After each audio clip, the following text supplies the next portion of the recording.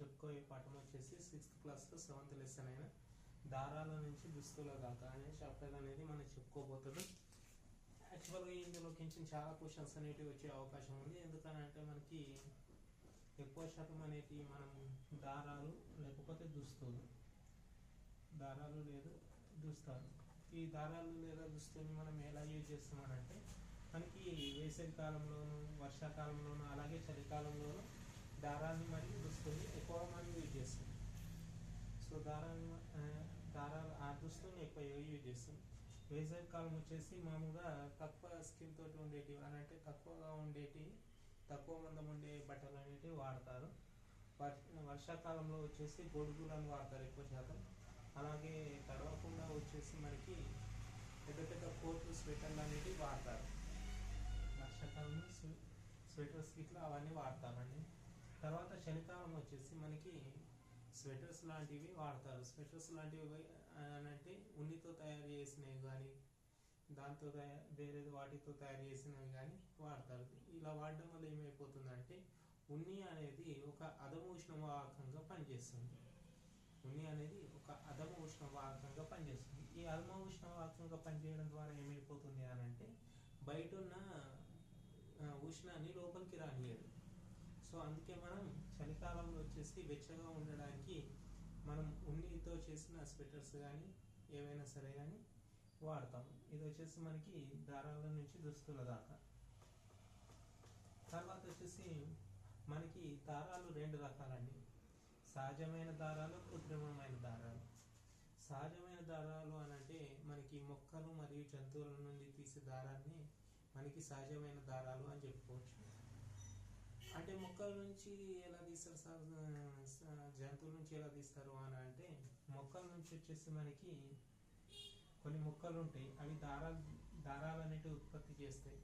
అలాంటి మొక్కలే మనకి జనపనార అని మీకు ఆల్రెడీ వినే ఉంటాయి. జనపనార అనే ఒక మొక్క ఉంటుంది.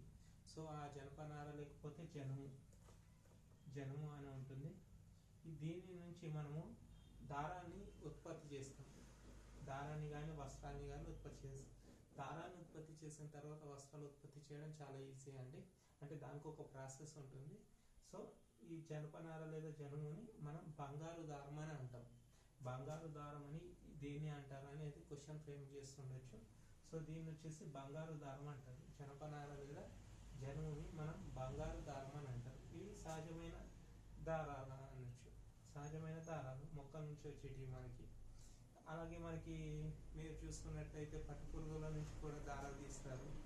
అలాగే మనకి ఈ మధ్య వచ్చేసి సైంటిస్ట్ సాలి పురుగుల నుంచి కూడా దారాలు తీయడానికి ట్రై చేస్తున్నారు. సో ఇవి వచ్చేసి మనకి సహజమైన దారాలు. తర్వాత వచ్చేసి మనకి కృత్రిమ దారాలు ఉంటాయి.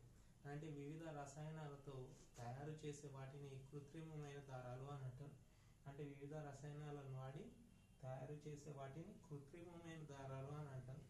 అంటే మామూలుగా పాలివినైల్ క్లోరైడ్ కానీ, స్టెరిన్ కానీ, రెనిన్ కానీ అలాంటివి కానీ మనకి వచ్చేసి కృత్రిమమైన దారాలు. ఇందులో కొన్ని ముఖ్యమైన పాయింట్స్ సైంటిస్ట్స్ ఏమి ఇచ్చారండి, అది చూసి తర్వాత మిగతా ఇన్ఫర్మేషన్ చూద్దాం. ఇక్కడ 1823లో మెకంతోష్ అనే శాస్త్రవేత్త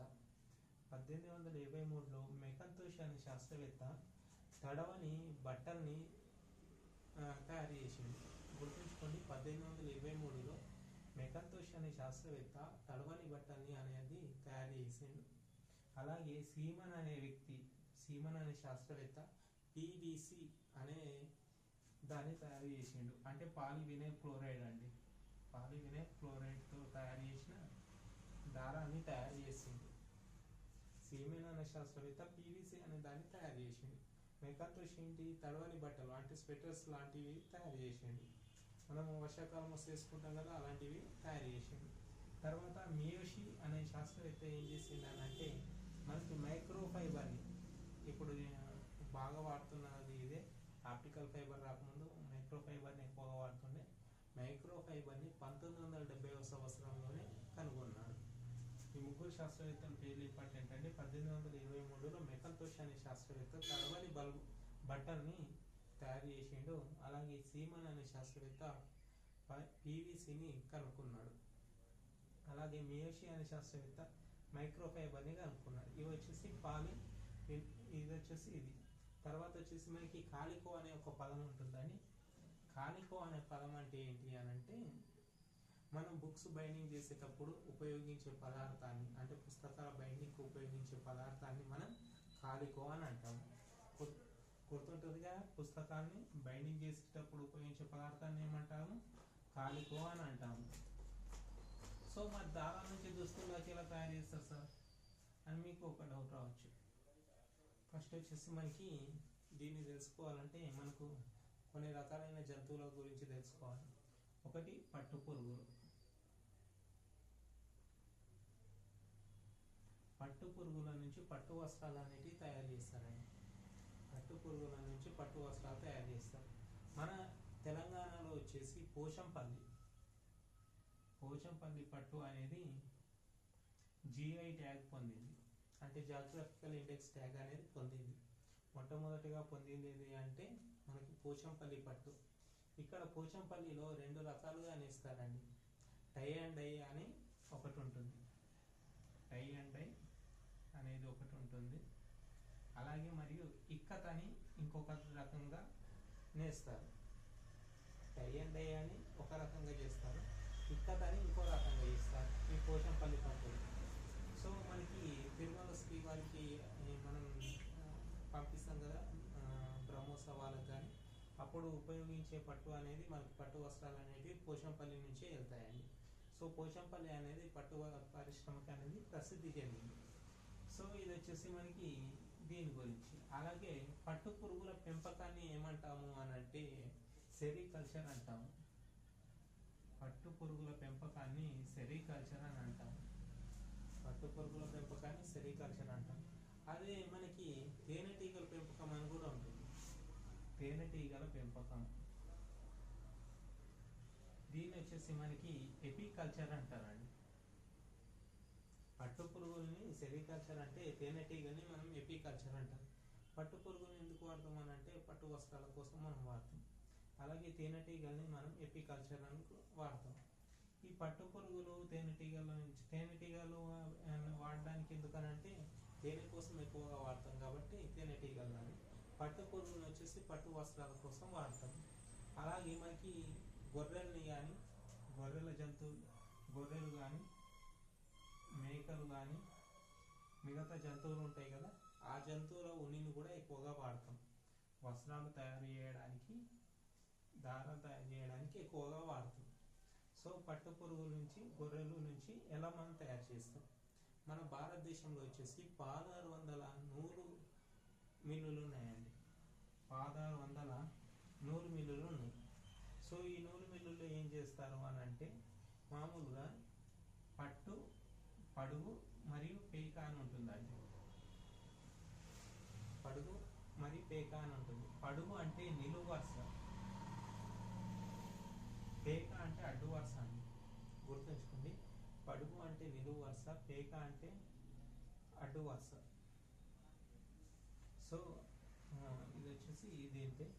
ఇది వచ్చిన తర్వాత మనకి పట్టు పురుగుల్ని కొన్ని రోజుల పాటు చేసేసి దానికి ఆహారం పెడతారు. ఆహారం పెట్టిన తర్వాత ఏమవుతుందంటే పట్టు పురుగు తింటూ ఉంటుంది. తిన్న తర్వాత లార్వా స్టేజ్లో ఉన్నప్పుడు ఫుల్ తింటుంది. పట్టు పురుగు యొక్క శాస్త్రీయ నామం వచ్చేసి బాంబిక్స్ మోరీ. ఇది గుర్తుంచుకోండి, బాంబిక్స్ మోరీ. ఫుల్గా తింటుంది. ఫుల్గా తినేసిన తర్వాత ఏం చేస్తుంది అని అంటే ఒక లార్వా స్టేజ్ అయిపోయిన తర్వాత తినడం మానేసి స్తబ్దంగా ఇలా ఉండిపోతుంది. ఇలా ఉండిపోయిన పట్టు పురుగు యొక్క మౌత్ నుంచి మెల్లగా దారాలు లాంటి నిర్మాణాలు వస్తాయండి. ఈ దారాన్ని మనం పట్టు పురుగు నుంచి వేరు చేస్తాం. ఈ వేరు చేసి మనం పట్టు వస్త్రాలని కొన్ని పద్ధతుల ద్వారా తయారు చేస్తాం. అది ఇంతకు 7th క్లాస్ లెసన్లో వస్తుంది. పట్టు గురించి మొత్తం టోటల్ వస్తుంది. సో మీకు ఇక్కడ కొద్దిగా బ్రీఫ్గా ఇవ్వడానికి నేను ఇక్కడ చెప్తున్నాను. సో ఇలా అవుతుందండి. ఇది వచ్చేసి మనకి పట్టు వస్త్రాలంటే తయారు చేస్తారు. తర్వాత మనకి కాగిత పరిశ్రమలలో కూడా అలానే చేస్తారు. యంత్రాల దగ్గర వేయడం కానీ, నీటిలో కరగడం కానీ అలాంటివి చాలా చేస్తారు. సో తర్వాత మనకి బోంబిక్స్, ఈ గొర్రెల మేకల ఉన్ని ఎలా తయారు చేస్తారంటే, ఉన్ని ఉంటుంది కదా మేకలకి, ఆ ఉన్నిని తీసేయడానికి గొర్రెలకు కానీ మేకలకు కానీ ఉన్ని ఉంటుంది కదా, ఆ ఉన్నిని ఎక్కువగా వాడతారండి. ఈ వాడే క్రమంలో ఏం చేస్తారు అని అంటే, దాని యొక్క ఉన్నిని తీసే క్రమంలో దానికి గాయాలు కాకుండా గ్రీజ్ని పూస్తారు. గ్రీజ్ అనే దాన్ని పూస్తారు. గ్రీజ్ని పూస్తారు.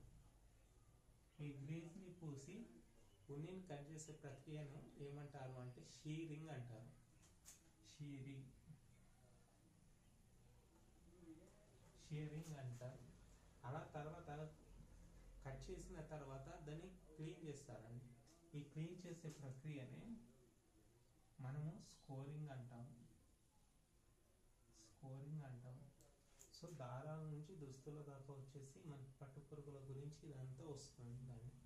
సో మనకి ఇది వచ్చేసి మనకి 7th లెసన్, దారాల నుంచి దుస్తుల దాకా. మన క్లాస్లో అనేటివి చాలా రకాలైన సబ్జెక్ట్స్ అనేటివి డిస్కస్ చేస్తున్నాము. దీని కింద MCQs కూడా వస్తాయి. ఎవరైనా మన ఛానల్ని సబ్స్క్రైబ్ చేసుకోకపోతే సబ్స్క్రైబ్ చేయండి, లైక్ చేయండి, షేర్ చేయండి. Thank you guys.